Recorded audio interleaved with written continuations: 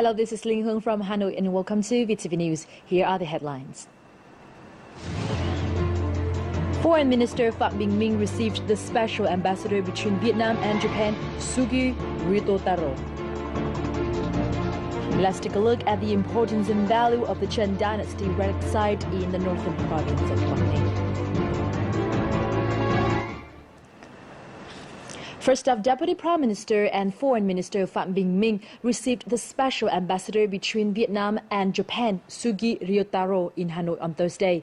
Minh praised Ryotaro's practical contributions to the development of the Vietnam-Japan friendship and cooperation over the past 20 years and acknowledged his active role as special ambassador between Vietnam and Japan. He expressed his hope that Ryotaro will continue to make practical contributions to the enhancement of the Vietnam-Japan strategic partnership. For its part, the Japanese guest promised to spare no efforts to further enhance the friendship and cooperation between the two nations, particularly with regard to the culture and people-to-people exchanges. He informed his host on plans for a number of other cultural activities aiming to improve the cultural understanding and exchange between the two people. The National Assembly's Foreign Affairs Commission held a conference to discuss ways to improve communications on Thursday. Among the 7 solutions proposed, 2 important ones included to follow consistently the party and state's viewpoint and foreign affairs guidelines, and to reform and complete operations and a mechanism for communications of the National Assembly's Foreign Affairs.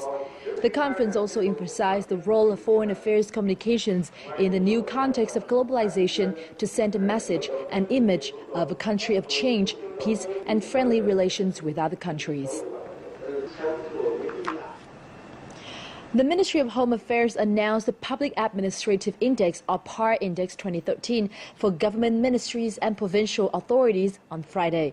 Deputy Prime Minister Nguyễn Xuân Phúc also attended the launching this morning.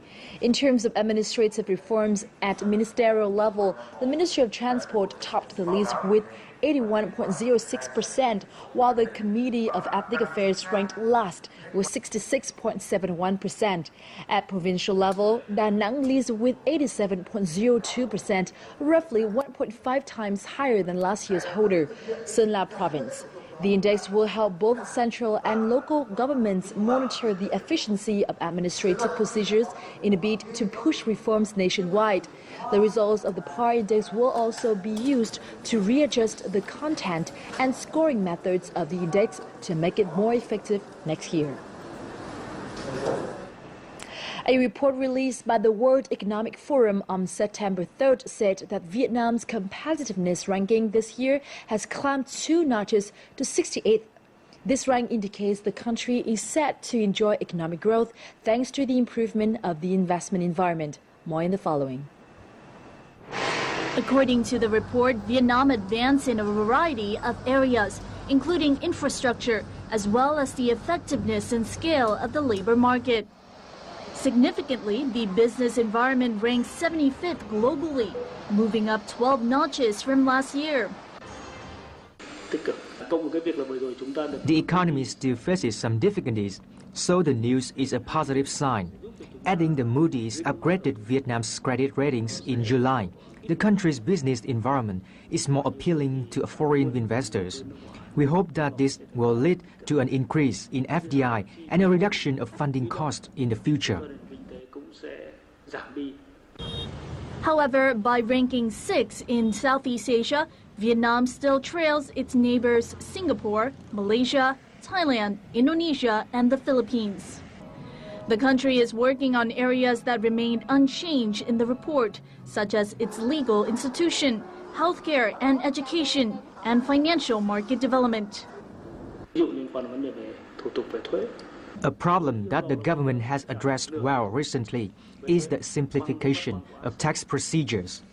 The Prime Minister has requested that administrative procedures for tax and customs be cut down to the same level as other ASEAN members countries by 2015.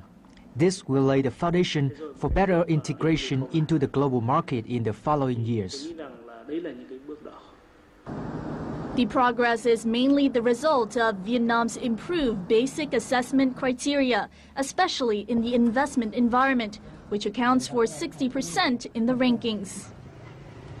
Exotic Vietnam is an intriguing blend of many charms. This land is where all manner of stunning landscapes await like a visual feast, rivaled only by the beauty of its people and their abundantly rich tradition and culture. Here is where you can relive the past in richest color or live it up in the bright lights of the big city. With so much more to offer, Vietnam is simply unforgettable. Welcome back to VTV News. Government Decree number 67 that became effective on August 25th is a comprehensive support package for fishermen and the development of the seafood sector. Besides the financial support to build high-capacity fishing vessels, fishermen are also being helped to buy life and property insurance. However, the insurance scheme has yet to take off, which might affect the effectiveness of Decree number 67. According to Decree 67, high-capacity fishing vessels from the local fishing fleet with a capacity of more than 90 CV are eligible to receive support to purchase insurance.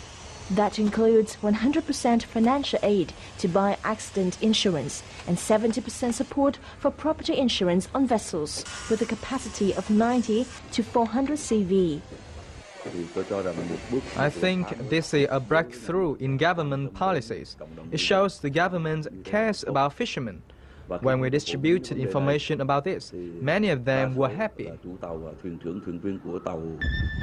This 100 CV ship was damaged in an accident. At the time of the accident, the ship owner did not have insurance. In many coastal regions, fishermen invest a lot of money in the boats, so they are more hesitant to borrow more to buy insurance. In addition, most fishermen are worried about the process of filing claims. Each time the insurance staff examine the case, they blame many factors, and that is not what we want. It is really hard to make a claim and get paid out by the insurance companies, so that is why people don't bother. Most of the time when insurance companies receive a claim, they resolve cases by following the contracts signed with fishermen. However, some fishermen do not fully understand the items in the contracts until an accident happens. The government is willing to help fishermen buy insurance, and this should also benefit insurance companies. I think when disputes or accidents take place concerning damage to ships, insurance companies and ship owners should be flexible so they can reach an agreement. For every fisherman, the ship is like their home and an asset for the family. Therefore, issues concerning insurance purchases should be resolved by fishermen companies and local authorities to help promote the fishing industry. On to petro trading here in Vietnam, where the government has approved an amended decree on the sector, which also regulates petrol prices. The decree will allow traders to increase the retail price by only 3%, irrespective of fluctuations in wholesale prices. If the wholesale prices increase more than 7%, the government will step in to manage fuel prices in the market. The decree also says the fuel traders are not allowed to adjust fuel prices twice within 15 days. The decree aims to bring local fuel prices more in sync with global prices and boost competitiveness among petroleum firms. It will also stop a monopoly and better serve consumers.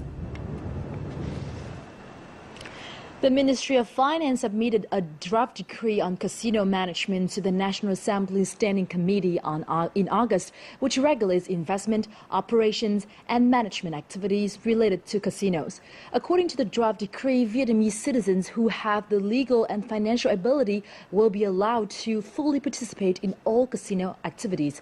The following report will bring you different viewpoints regarding this issue from an economic expert and Ministry of Finance representative.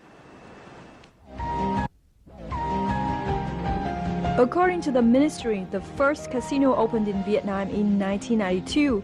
Now there are currently 6 casinos operating nationwide and 49 clubs featuring various types of slot machines located within hotels and resorts. but only foreign passport holders are allowed into these casinos and clubs. There are a growing number of Vietnamese people who have a decent income and a need for entertainment. Since they are not allowed into domestic casinos, they choose to go abroad to nearby Singapore or Macau, which is very easy with direct flights and cheap airfares. Recently, there have been suggestions that it's time for the government to research the possibility of allowing Vietnamese citizens into casinos. But it's just a draft decree, nothing is final yet. According to this draft decree, Vietnamese citizens who wish to play in casinos must be 21 years of age, have a monthly salary of 15 million Vietnamese dong, or assets worth 2 billion Vietnamese dong.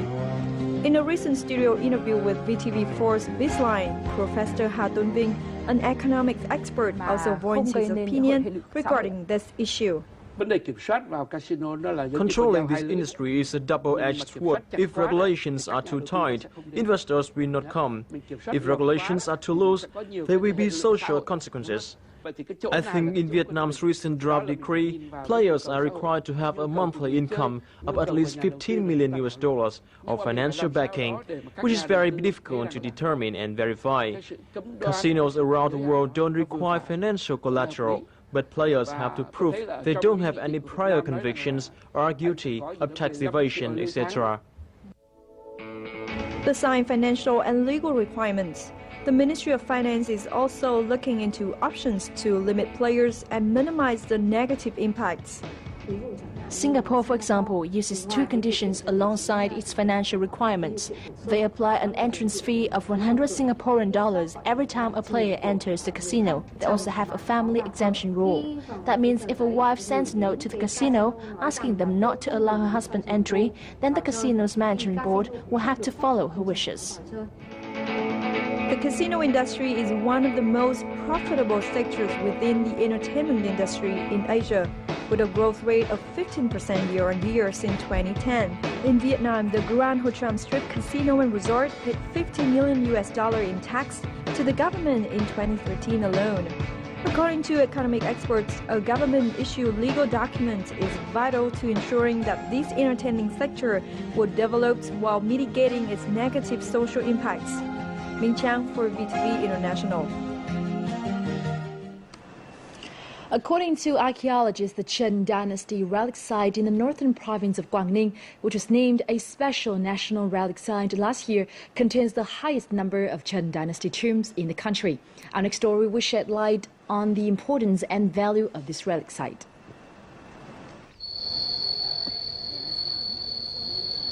The An-Sing Temple is an important part of the Chen Dynasty relic complex in Dong Chiu district and was used to worship 8 kings during the most prosperous dynasty of Vietnamese feudalism. The Thai royal temple here was also a sacred place used to worship the ancestors of kings and has pinpointed the fact that Dong Chiu district was the hometown of the Chen emperors. We have conducted detailed research of the artifacts, the design patterns and the architecture. From that, we have conducted the Chen Dynasty placed the welfare of its people as a priority. Its target was to build a nation of the people, by the people and for the people. Archaeologists and historians also uncovered valuable artifacts that reveal the cultural prosperity under the Chen reign, such as the golden box in the shape of a lotus. More significantly, Dong Chiu district is also regarded as the center of Buddhism and the founder of Trúc Lâm School of Zen, a line of meditation in Vietnamese Buddhism. The Trúc Lâm School of Zen, which revolves around peace and love, is a unique part of the Vietnamese culture. It is also recognized globally, not only Vietnam. Although some sites have deteriorated, we have been trying to protect, preserve, and uphold the value of the relic sites in Dong Chiu district. The temples and tombs of the Chen Dynasty in Dong Chiu district, scattered over 4 communes, are important relics which demonstrate the development of the Chen regime, from literature to architecture and religion. And now time for a check on the weather forecast.